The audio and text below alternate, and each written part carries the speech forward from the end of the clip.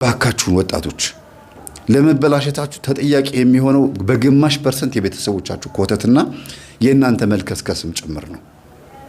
በየሆቴሉ በየናይት ክለቡ በየቦታው በዝሙትም በምንም ከተለያዩ ወንዶችና ሴቶች ጋር ተወስባላችሁ ወይም ደግሞ ይሄ ኃጢአት ይፈጸማል። እንግዲህ ይሄን ህይወት ስላልኖርኩት ነው እንወስባለን የማልናገረውና ይሄንን ስታደርጉት ይጋባል መንፈስ የሆነ ዱርዬ የሆነ መጥቶ ካንቺ ጋር ፍቅር ሲይዘው አሪፍ ልጅ ነው እኮ ጸባዩ ቆንጆ ልጅ ነው ምናምን ብለሽ ከሱ ጋር ሩካቤ ስትፈጽሚ ጥሩ ልጅ ሊሆን ይችላል። የሱ መንፈስ ግን አንቺ ጋር ይጋባል። እሱን ዱርዬ ያደረገው የቤተሰቦቹ የዛር መንፈስ አንቺ ጋር ይመጣል።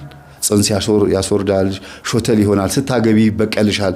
ዲፎርም ወይም ቅርጽ አልባ የሆነ አንሼፕድ የሆነ ልጅ ይወለዳል። ትዳርሽ ጥያቄ ምልክት ውስጥ ነው የሚሆነው። የጸና ነገር አታገኝም።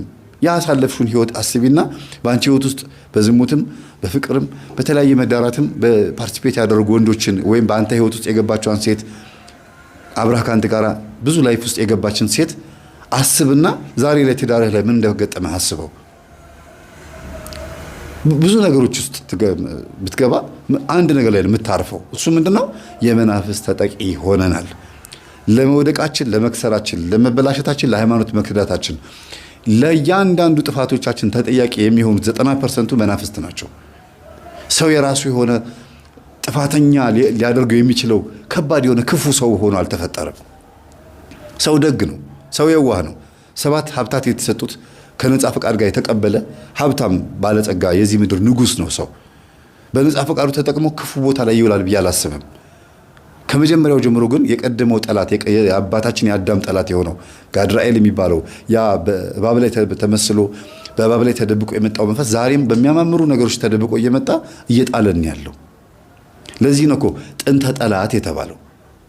ሰው በፈቃዱ ተጠቅሞ ከሚያጠፋው ጥፋት ይልቅ ዲያብሎስ ተከታትሎን የሚጥለን ነገር ስለሚበዛ እኮ ነው ጥንተ ጠላት የተባለው። የአዳምና ሔዋን ከገነት መውጣት ምክንያቱ ማን ነው? ዲያብሎስ ነው። ለጸበለሱ መብላት ምክንያት ማን ነው? ዲያብሎስ ነው። ከእግዚአብሔር ጋር ለመጣላታችን ምክንያት ማን ነው? ዲያብሎስ ነው። ኢየሱስ ክርስቶስ መጥቶ እስኪወለድ አምላካችን ሆኖ እቺ ምድር እስኪዋጃት ድረስ ዓመተ ምሕረት እንዲመጣ ምክንያት የሆነው እኮ ይሆነው እኮ። ስለዚህ አዳምና ሔዋን በራሳቸው ኃጢአት ሰርተው አይደለም፣ ወይም ደግሞ በራሳቸው ተነሳሽነት ተነስተው አይደለም፣ አሰናክሏቸው ነው። ለዚህ ነው እኮ የኢየሱስ ክርስቶስ መወለድ ያስፈለገው ወደው እንዳላጠፉ ስለታወቀ ነው። ወደው አይደለም ያጠፉት፣ ተገደው ነው። ዲያብሎስ ግን ወዶ ነው የወደቀው። ወዶ ነው ትዕቢተኛ የሆነው። ወዶ ነው እኔ አምላክ ነኝ ብሎ የተናገረው። ከልቡ አመንጭቶ እንጨትና እንጨት ተፋጭቶ እሳት እንደሚፈጥር ከራሱ ሐሳብ ጋር ተፋጭቶ